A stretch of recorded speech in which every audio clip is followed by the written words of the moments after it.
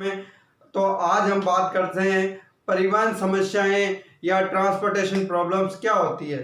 Students, जैसे suppose करो कोई उद्योग है, कोई फैक्ट्री है, तो उसके बारे में होती है ट्रांसपोर्टेशन के, भाई एक जगह से दूसरी जगह माल को परिवहन करके ले जाना, वहां पे जहां मांग है जिस माल की, उस माल को वहां पे पहुंचाना, ये परिवहन में। तो अपन सिंपली भाई इसकी परिभाषा क्या लिखते हैं कि एक उद्योग द्वारा एक वस्तु का उत्पादन विभिन्न स्थानों पर स्थित अपनी विभिन्न इकाइयों द्वारा किया जाता है। एक उद्योग है, उसकी बहुत सारी फैक्ट्रियां अलग अलग जगह पे, वहां पे उसका किया जा रहा है और उत्पादन को मांग वाले विभिन्न स्थानों पर भेजना पड़ता है। इस प्रकार की समस्याएं होगी वो वितरण यानी डिस्ट्रीब्यूशन या परिवहन यानी ट्रांसपोर्टेशन समस्याएं कहलाती है। यानी कि स्टूडेंट, मैं एक बार फिर कहना चाहता हूं कि कोई उद्योग है, उसकी बहुत सारी फैक्ट्रियां हैं, वहां पे बहुत तरह के माल जो अलग अलग इकाइयों पे है वो तैयार हो रहा है, तो उनकी मांग अलग अलग जगहों पे होगी, तो वहां पे उस माल को पहुंचाने के लिए जो खर्च होता है वो खर्च होगा, वो अपनी परिवहन समस्याएं कहलाती है। तो देखो एक बार डेफिनेशन में फिर दोहराता हूं, एक उद्योग द्वारा एक वस्तु का उत्पादन विभिन्न स्थानों पर स्थित अपनी विभिन्न इकाइयों द्वारा किया जाता है और उत्पादन को मांग वाले विभिन्न स्थानों पर भेजना पड़ता है। इस प्रकार की समस्याएं वितरण यानी डिस्ट्रीब्यूशन या परिवहन यानी ट्रांसपोर्टेशन समस्याएं कहलाती है। फिर बात आती है कि सर ये किस प्रकार होगी, हम इसको हल किस प्रकार करेंगे। तो देखो परिवहन समस्या का मेन जो गणितीय मेथड है, मीन है, वो क्या है कि मान लेते हैं माना विभिन्न एम स्थानों पर जिन्हें उद्गम या फैक्ट्री कहते हैं, यानी कि जहां माल को तैयार किया जाता है उद्गम या फैक्ट्री कहते हैं, एक उत्पादन की क्रम से A1 A2 dash dash AN इकाइयां अपने पास उपलब्ध है। इस उत्पादन की विभिन्न एन स्थानों जिन्हें गंतव्य या गोदाम कहते हैं, जहां उनकी मांग है वहां पहुंचाना गंतव्य या गोदाम कह दो। मांग की मात्रा क्रम से B1, B2 dash dash dash BN है। किसी एक उद्गम स्थल से किसी एक गंतव्य स्थान तक प्रति इकाई उत्पादन भिजवाने का वेग ज्ञात करना होता है अपने को इसमें। तो मान लेते हैं उत्पादन की कुल मात्रा होगी तो मांग की भी कुल मात्रा बराबर होनी चाहिए। तो इसका मतलब हम लिख सकते हैं कि यानी कि जितना माल उत्पादित कर लिया है उतना जगह पे पहुंचना जरूरी है, नहीं तो माल वेस्ट हो जाता है, तो उद्योग करने का कोई मतलब नहीं। तो आज हम इस पे एक प्रॉब्लम लेते हैं। देखो प्रॉब्लम आपके स्क्रीन पे है, निम्न परिवहन समस्या को हल कीजिए, यानी कि solve the following transportation problem. ये किस प्रकार दे रखी है, देखो इसमें 4 स्थान दे रखे हैं डिस्ट्रीब्यूशन के, D1 D2 D3 और D4। 3 स्थान 3 इकाइयां दे रखी है, जहां पे फैक्ट्री कह सकते हो, गोदाम कह सकते, उद्गम कह सकते हो, जहां से इसको ओरिजिन किया जा रहा है, O1 O2 और O3। इनका अनुपात देखो दे रखा है D1 में, यानी फर्स्ट डिस्ट्रीब्यूशन में पहली इकाई पे माल पहुंचानी जो पहली मांग है वहां पे 1 3 और 4 है। दूसरी जगह मांग पत्र है, वहां अनुपात है इकाइयों का देखो 2 3 और 2। तीसरी जगह है 1 2 और 5 और चौथी जगह है 4 1 और 9। अपने पास मांग की जो उपलब्ध इकाइयां हैं वो कितनी है, 30 50 और 20, ठीक है। और मांग की जो मात्रा है वो कितनी है, 20 है D1 में, D2 में 40 है, D3 में 30 है और D4 में 10 है। स्टूडेंट्स ध्यान रखो इनका, देखो कुल मांग अपन ने अभी ऊपर बात की है कि कुल उत्पादन की जो कुल मात्रा होती है वो मांग की कुल मात्रा के बराबर होनी चाहिए। तो हम देखो दोनों तरफ से बराबर करके देख लो, 30 50 और 20 100 हो रहे हैं, 100 हो रहे हैं। उसी प्रकार देखो 20 40 और 30 ये भी देखो 100 हो रहे हैं। तो यानी कि अपनी ये जो परिवहन समस्या ये है तो संतुलित। अब इसको सोल्व करने की बात आती है। तो स्टूडेंट्स देखो इसको सोल्व करते हैं। तो यहाँ पे देखो मैं एक टेबल तैयार करता हूं जो अपने को क्वेश्चन में दी हुई है, वो एक्स और मैंने AI यानी कि अपने पास जो उत्पादन की कुल मात्रा वो कितनी और मांग कितनी है वो यहाँ लिख दी मैंने। तो यहाँ पे अपने पास इसको सोल्व करते हैं। तो सबसे पहले जो दिया हुआ है अनुपात लिख लेंगे, कैसे 1 3 4 और यहाँ पे मांग कितनी है, यहाँ पे मांग है 20 इकाई। D2 में क्या है 2 3 2 और मांग कितनी है 40। इसी प्रकार देखो 1 2 5। ध्यान रखना स्टूडेंट, जो अपने को पर्सन में दिया हुआ है, देखो पर्सन में दिया हुआ है वैसा का वैसा मैं यहां लिख रहा हूं। तो यहां मांग कितनी हो गई 30। इसी प्रकार D4 में देखो 4 1 9 और मांग कितनी है 10। दोनों तरफ से देखो 100 हो रहा है, इस तरफ से मांग कितनी है यहाँ पे उपलब्ध का यहाँ 30 50 और 20। किसी स्टूडेंट को कोई दिक्कत नहीं होनी चाहिए, जैसे का जैसे एडजेक्टिव क्वेश्चन दिया हुआ हो वैसा का वैसा हमने को इस सारणी में पुटअप करना होता है। अब यहाँ पे अपन सिद्ध करते हैं, इसको सही करते हैं। तो अपने पास ये जो मेथड होगा वो अपना होगा वोगल-सन्निकट मेथड, यानी वोगल जो वैज्ञानिक का नाम था उन्होंने अप्रोक्सीमेशन मेथड दिया था, वोगल-सन्निकट मेथड, उसका यूज करेंगे। देखो तो इसका यूज करेंगे तो स्टूडेंट इसके यूज के लिए हमें क्या होता है कि सबसे पहले पहली रो देखो, पहली रो में न्यूनतम कौन है उस अवयव को लिया जाता है। ठीक है, कई स्टूडेंट होते हैं जो सब में मिनिमम होता है वो ले लो, कोई दिक्कत नहीं है, किसी स्टूडेंट को कोई प्रॉब्लम नहीं आएगी। स्टूडेंट देखो इसमें पहले में क्या है एक न्यूनतम आ रहा है, तो एक न्यूनतम आ रहा है तो यहां से मैं देखो इस तरफ तो कितना उपलब्ध दिखा 30 और इस तरफ कितनी है 20, तो मैं क्या करूंगा उपलब्ध इकाइयां हैं और उधर कुल मांग है, मांग कितनी है 20 40 30 और 10, इसको भी संतुष्ट करना। तो मैं क्या करता हूं पहली इकाई है इसका अनुपात है तो मैं इसको पूरे 20 इकाई दे देता हूं जो भी अपना उत्पादन है। तो यानी कि कहने का मतलब ये पूर्ण हुआ, यानी कि इस रो में और कोई इकाई मात्रा देने की जरूरत नहीं है। फिर देखो इसमें से कितने बच गए सर 10 बच गए, 10 बच गए तो यहाँ देखो न्यूनतम कौन है सर जी एक ही न्यूनतम है, तो यहां दे दिया तो 20 और 10 कितने हो गए 30। यहाँ राइट लगाते रहो पेंसिल से, बाद में मिटा सकते हो, नहीं मिटाओ तो अभी कोई दिक्कत नहीं है, एग्जामिनर को पता होता है कि हाँ आपने इस तरीके से किया होगा। फिर बात आती है इसमें फिर न्यूनतम, तो यहाँ पे देखो अब इसका भी हो गया यहाँ भी हो गया, यानी इस रो और इस कॉलम में अपना नया और कोई काम है नहीं है स्टूडेंट्स। तो अब देखो यहाँ पे फिर न्यूनतम देखो, यहाँ पे न्यूनतम फिर 1 है, तो न्यूनतम 1 है तो इसको कितना दे सकते हो हाईएस्ट 10 दे सकते हो, तो देखो इसका 10 दे दिया। तो अब देखो इसमें फिर यहाँ कौन है 2 और 3, 2 और 3 में से 10 दिया हुआ है, इसको हाईएस्ट 30 है और यहाँ तो अब देखो इसमें 30 में से 10 पहले से दिए हुए हैं तो बच्चे कितने बच्चे 20 बच गए, तो 20 बच गए तो यहाँ मैं 20 दे देता हूं इसको, तो 10 और 20 कितने हो गए 30, तो यहाँ टोटल कितना है 50, तो बच गया वो 20 यहाँ दे देंगे। तो देखो इसका 50 पूरा हो गया स्टूडेंट्स। यहां से देखो 10 और 20 इसका भी पूरा हो गया, तो यहाँ पे देखो ये 20 है तो यहाँ बचा कौन है केवल ये बचा, और यहाँ 40 है 20 दिया हुआ है तो ये 20 दिए और देते ही अपने पास क्या हो गया। इस प्रकार से स्टूडेंट आप इस तरीके से वोगल-सन्निकट से लगाओगे तो कभी आपका प्रश्न गलत होगा ही नहीं। ठीक है, और यहाँ से ध्यान रखोगे लास्ट के जो अनुपात आएंगे वो एग्जैक्ट करेक्टली अपने आप दोनों तरफ से बराबर होंगे, ये ध्यान रखना है। अब ये अपन ने दे दिए नियतन आगे एक, यहाँ पे देखो ये अपने पास वैल्यू आ गई। अब हम इसमें से परिवहन लागत निकाल लेते हैं कितनी लागत हुई, तो यहां मैं लिखता हूं आंसर में कुल परिवहन लागत कितनी हो गई स्टूडेंट्स, तो जो होगी वो देखो 1 into 20 प्लस 1 into 10 ये हो गया, प्लस 3 into 20। स्टूडेंट ध्यान से देखना 2 into 20 1 into 10 प्लस 2 into 20, फिर देखो कितना आ गया 20 10 60 40 10 और 40 ऐड कर दो 20 और 30 20 और 10 30 30 और 60 90 90 40 130 130 और 10 140 140 और 40 180, यानी कि परिवहन लागत कितनी है 180 रुपये आ गई।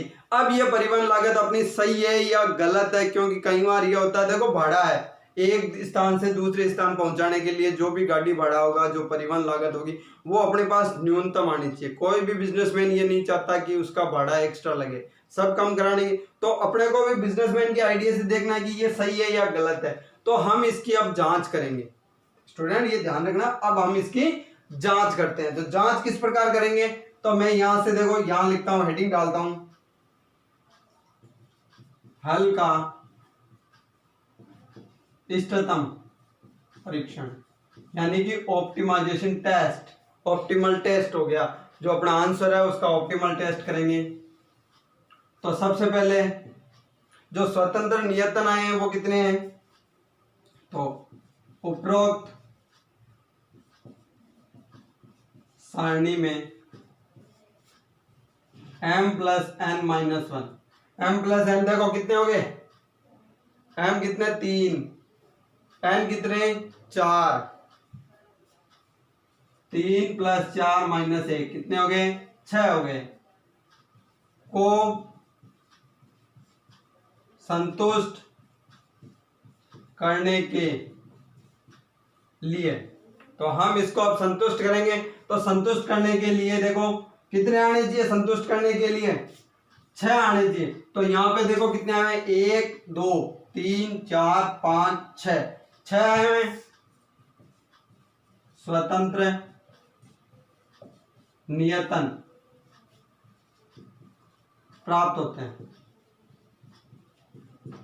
इसका मतलब first condition is a prove, संतुष्ट है, यहाँ पे सेटिस्फाई है। अब सेकंड कंडीशन देखते हैं अपन। तो सेकंड कंडीशन क्या होती है, भरी कोष्ठिका सारणी। यहाँ पे स्टूडेंट ध्यान रखना, ये सबसे मोस्ट इंपॉर्टेंट है। कई बार 12 नंबर का सवाल आता है सी पार्ट के अंदर, और वहां पे इस पार्ट के अपने को 5 नंबर देता है या 4 नंबर देता है, बाकी यहाँ पे ऐड होते हैं। तो कई बार स्टूडेंट ये करते नहीं है और फिर कट जाते हैं नंबर, फिर कहते हैं हम पेपर तो अच्छा किया था, क्या हुआ। तो स्टूडेंट ये ध्यान रखना। और एक बात मैं कहना चाहूँगा, जो नए स्टूडेंट्स हैं वो चैनल को सब्सक्राइब कर लें, और अपने जितने भी स्टूडेंट हैं उनको सबको शेयर कर दें एक बार, क्योंकि सब स्टूडेंटों की देखो परीक्षा होगी, आपके क्लासमेट हैं, तो सबको ये जो ट्रिक है वो आपको सबको पता होनी चाहिए, ये इस प्रकार से इसको हल करना है। तो स्टूडेंट सब स्टूडेंट्स को शेयर कर दो, और यदि आपको कोई प्रॉब्लम होती है तो आप कमेंट बॉक्स में जाके कमेंट करो और बताओ कि सर यहाँ प्रॉब्लम है, तो मैं आपको नेक्स्ट वीडियो में वो प्रॉब्लम सॉल्व करूंगा। डिस्क्रिप्शन में मेरे व्हाट्सअप नंबर भी दिए हुए हैं, आप वहाँ पे कांटेक्ट करके भी मेरे से प्रॉब्लम पूछ सकते हो। स्टूडेंट्स यह आपके लिए है, आपकी परीक्षाओं के लिए। अभी लॉकडाउन में देखो कोचिंग वोचिंग सारी बंद हो रखी है, तो ये अपने लिए बहुत बड़ा एक प्लेटफॉर्म हो सकता है कि जिससे अपन ये पढ़ सकते हैं। तो स्टूडेंट ध्यान रखें, परीक्षाएं होने निश्चित है, ये हमेशा ध्यान रखो कि परीक्षाएं होगी, और वो भी जुलाई के सेकंड वीक में होगी। तो देखो यहाँ कोष्ठिका, भरी कोष्ठिका जो सारणी होगी वो देखो क्या होगी। तो यहाँ पे मैं देखो जो सारणी होगी वो u plus ui plus vj होगी। क्या होगी, ui माइनस प्लस vj। देखो इसको किस प्रकार बनाएंगे, स्टूडेंट ध्यान रखें, बहुत सिंपल है, बहुत सिंपल है। स्टूडेंट कहीं डिप्रेशन में आ जाते हैं कि ये किस प्रकार बनी, बहुत सिंपल है, इसमें कोई दिक्कत नहीं होती अपने को स्टूडेंट्स। तो यहाँ पे देखो जो मेरे पास d1 d2 d3 और d4 है, ये स्टूडेंट्स यहाँ पे o1 o2 o3।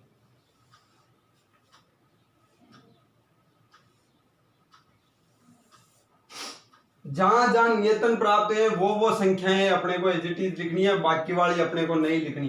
तो देखो यहाँ 1 प्राप्त हुआ तो मैं यहाँ 1 लिख देता हूं, ये अपने को नहीं प्राप्त हुआ तो यहाँ मैं डॉट लिखता हूं। स्टूडेंट ध्यान रखो, यहाँ 1 प्राप्त हुआ तो 1 लिखता हूं, फिर यहाँ वापस डॉट लिख देता हूं। इसमें देखो ये मेरे पास डॉट हुआ, ये प्राप्त नहीं हुआ, यहाँ 3 2 और 1। जो अपने को स्टूडेंट देखो सारणी में जो दिया हुआ है वो नियतन लिखने हैं, ना कि हमने जो वैल्यू दी है वो, ठीक है। यहाँ पे देखो ये हो गया, यहाँ पे कितना आ रहा है 2 आ रहा है, ये डॉट आ गया और ये डॉट आ गया। स्टूडेंट देखो 6 नियतन आ रहे हैं, 1 2 3 4 5 6, ठीक है। अब यहाँ होता है कि जो भी चाहे रो में या कॉलम में सबसे ज्यादा नियतन हो वहां पे हम 0 लेते हैं। तो सबसे ज्यादा नियतन देखो इस सेकंड रो के अंदर है, तो यहाँ पे मैं 0 लेता हूं, ठीक है। फॉर्मूला अपने क्या है, यू आई प्लस वी जे। तो ये तो अपना हो गया उत्पादन की कुल मांग, ये मांग हो गई टोटल। तो इन दोनों का ऐड होता है वो अपने पास बीच में आता है आंसर। तो यहाँ पे देखो जीरो में क्या ऐड किया जाएगी, यहाँ 3 आ रहा है क्या सर 3, जीरो 2 में क्या ऐड किया जाएगी, जीरो और वो ऐड होके 2 आ जाए, जीरो में क्या ऐड किया जाएगी ये बन जाए। स्टूडेंट यहाँ ध्यान रखना थोड़ा सा। फिर देखो अब ये हो गए, तो इसके सामने अपोजिट कौन से होंगे, तो यहां से देखो सबसे पहले मैं लेता हूं यहां से, तो यहाँ पे 1 आ रहा है तो 2 में क्या जोड़ा जाएगी 1 आ जाए, तो मैंने -1 जोड़ दिया। यहाँ पे देखो 3 में क्या जोड़ा जाएगी 2 आ जाए, वो भी -1 हो गया। यहाँ क्या जोड़ा जाएगी 1 आ रहा है -1 में, तो मैंने जोड़ दिया 2। तो स्टूडेंट्स ये अपनी भरी कोष्ठिका सारणी कहलाती है, जिसका अपने को सेकंड। अब बात आती है इसका मूल्यांकन करेंगे। तो स्टूडेंट्स मैं इसको थोड़ा सा साफ करता हूं, ध्यान रखना।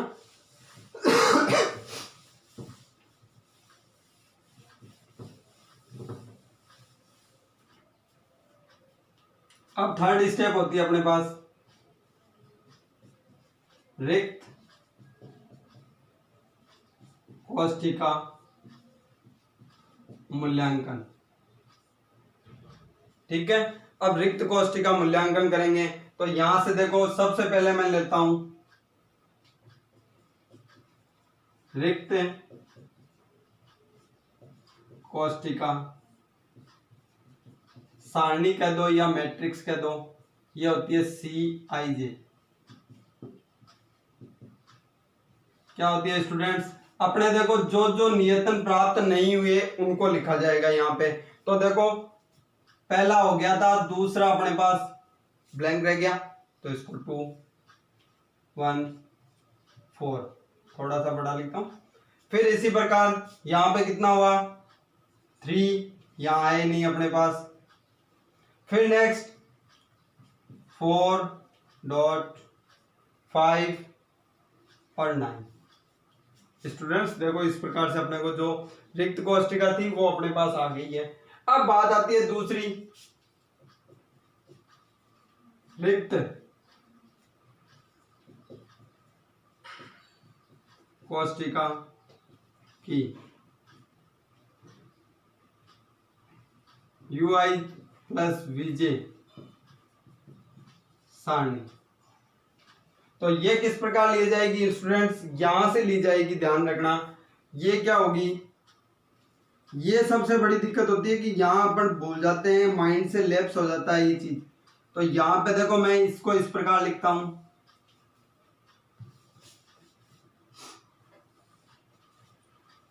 जो मेरे पास मान आया हुआ है उसको यहां लिख दिया मैंने, यहां जो मान आया हुआ वो मैंने यहां लिख दिया 2 3 2 1। ये स्टूडेंट्स अपन बाद में साफ कर देंगे, मिटा देंगे। तो यहाँ पे जो अपने पास कौन सी है रिक्त, रिक्त कौन कौन सी है, तो भरी हुई थी वहां पे हम डॉट लगा देंगे। भरी हुई देखो इसमें 3 थी, इसमें केवल 1 थी। अब देखो स्टूडेंट्स इन दोनों को ऐड करेंगे और अपने पास जो रिक्त स्थान बचे हुए वहां पे भरेंगे। तो देखो 2 और यहाँ पे 0, तो ये आ गया मेरे पास 2, ये आ गया 1, 3n - 1, तो ये आ गया 2, 4n - 1 1, ये हो गया, यहाँ हो गया 1 और ये आ गया अपने पास 0 और ये भी स्टूडेंट्स 0 आ गया। तो यहां तक मेरे हिसाब से किसी स्टूडेंट को दिक्कत नहीं होनी चाहिए। अब मैं क्या करता हूं, जो अपने पास VI और UJ थे, UI और VJ, उनको मैंने क्लीन कर दिया। तो ये स्टूडेंट ये अपने पास 2 सारणियां हो गई। अब हम इसका नेक्स्ट करते हैं।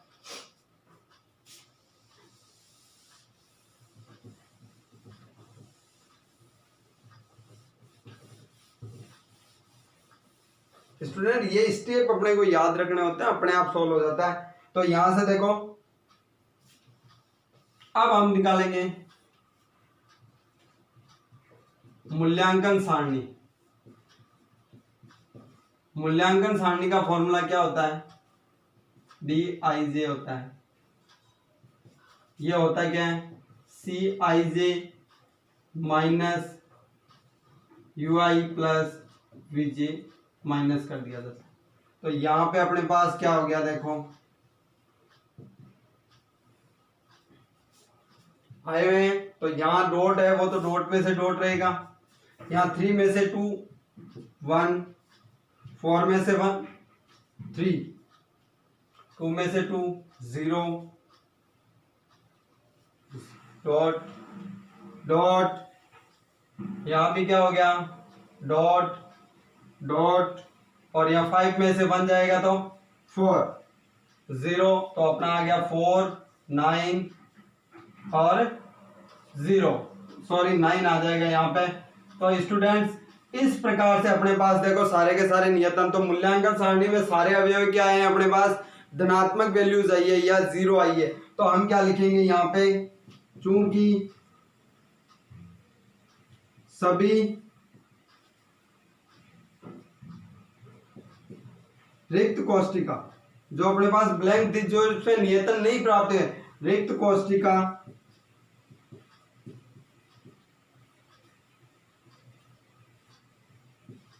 मूल्यांकन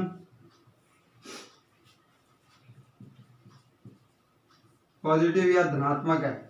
ठीक है, इसका मतलब जो अपना पहले आंसर आया था वो क्या है, हल इष्टतम है, यानी कि ऑप्टिमल है। तो अतः कुल लागत कितनी आई थी स्टूडेंट्स, 180 रुपीज। स्टूडेंट्स इस प्रकार से अपन इसको हल कर सकते हैं ट्रांसपोर्टेशन प्रॉब्लम्स को। तो मैं आशा करता हूँ आपको ये मेथड थोड़ा सही लगा होगा। किसी स्टूडेंट को कोई दिक्कत होती है तो कमेंट बॉक्स में जाके कमेंट कीजिए, लाइक कीजिए, शेयर कीजिए, और जो नए व्यूअर्स हैं वो एक बार चैनल को सब्सक्राइब कर लें, जिससे कि आपको नए वीडियो डेली का जो नया वीडियो आता है अपना BSc फाइनल ईयर का, वो आपको उपलब्ध हो जाए।